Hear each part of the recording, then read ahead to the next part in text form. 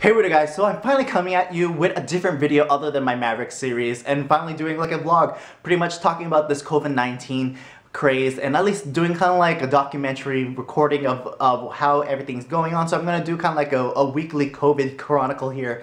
And so yeah, and as you can see in the title, it's going to be religious in context. So if that's your cup of tea, stay with me. If not, check out my other videos.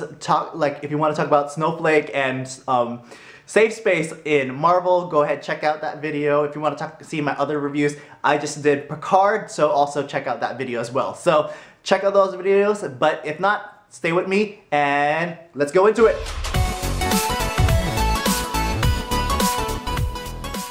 So getting into this video, I am going to do a COVID Chronicle. It's just pretty much recording how this whole crisis is going on, and essentially I'm going to just mark for my timeline, because other people's probably going to have a different timeline. Obviously we knew about this virus earlier, at least even late 2019, but it became news in late February, right? But for the purpose of the video, I'm just going to use March 1st as kind of like the benchmark and everything. And so technically in the process of recording this video, it's going to be week 5.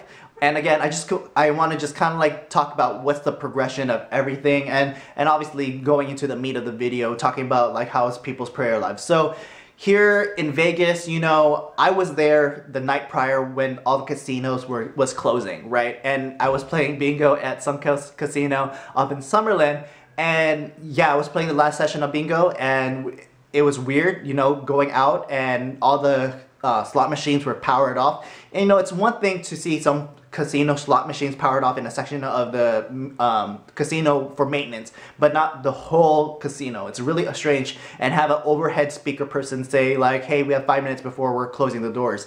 And because obviously all the casinos are 24 hours, and so that was very eerie and strange, at least in the progress of things, because we already know about the toilet paper situation, but there's still no toilet paper. But my local grocery store has fully stocked fruits and vegetables and fully stocked meats, so at least some normalcy has come back. Obviously we're gonna progress with here still further.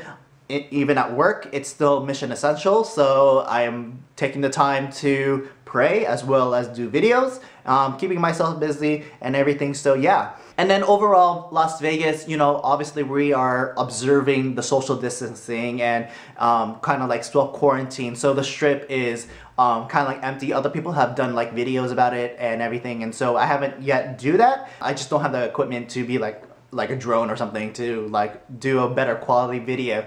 But for the most part, Las Vegas has been like in the same progress with everything. Obviously people have been staying home, but like for me, like since I do tend to eat out a lot, like it seems pretty normal. Obviously people are still taking precautions, wearing gloves, masks if need be. Not everyone, but a lot of people are. I'm seeing at the pumps, even myself included, like either I wipe down the gas pump and then other people wipe out. I've seen other people do the same, and so that, because you want to wipe down things that people touch normally, right? And so going into the meat of the video, which is like how people are doing that is out of the norm, you know? And so, and this question kind of comes up to me last week when one of my friends in Bible study mentioned how he was struggling watching Mass, Catholic Mass, from his living room for the first time kind of thing.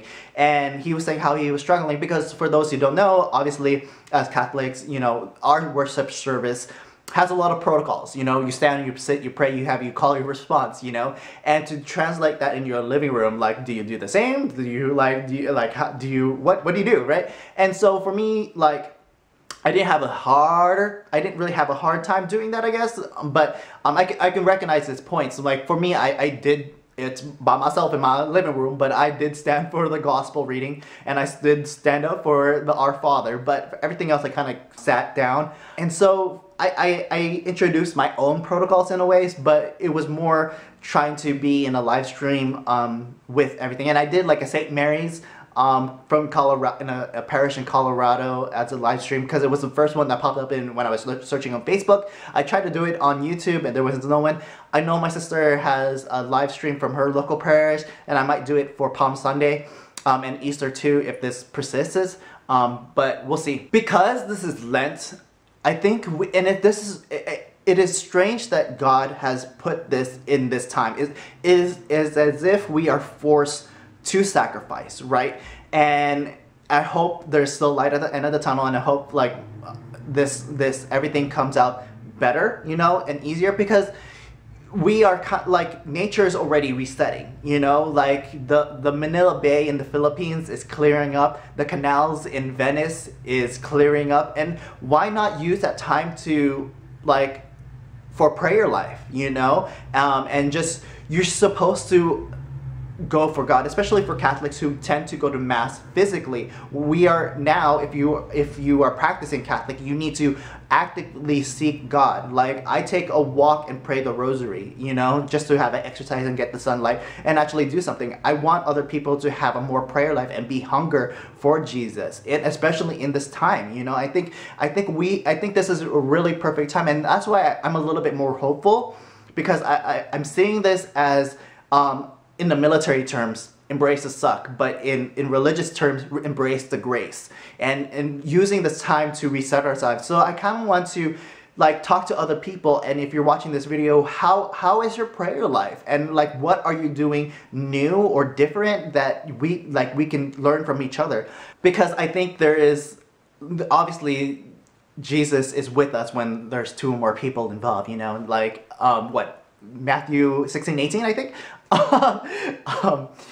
And so pretty much I kind of want to share like how are you investing in this prayer life when we are kind of forced to sacrifice, you know, and we had to go for Jesus even more. We had to hunger Jesus for even more and sacrifice with him towards Easter, and then hope, I don't know if this is going to be beyond Easter, we'll figure it out, but I think this is the opportunity, great opportunity for us to reset and focus and dial up our prayer life. And so yeah, as an ending point, I think we just should look at this as an opportunity versus something that is ominous, right? And so something that we can look in hope, faith, and love versus devastation or something. But obviously being cognitive and being prepared and doing what we need to do just in case like things get worse, you know, obviously have those precautions, but in the end, like I think we should have a stronger prayer life, you know, and I think we are called to have that as all Christians, right? And so yeah, thanks for watching, guys. If this is, you're new to the channel, you can follow me at my Instagram at HeyMitchMitch. I have a joint Instagram with my friend Jen at It's Mandatory Fun. You can also check out that video as well. Help me out building this channel as I am trying to hit my way to 200, you know, just building up this channel. Hit that like, please. It does help this channel, if not share. And yeah, thank you so much, and see you in the next video. Peace, peace, peace. Be with you.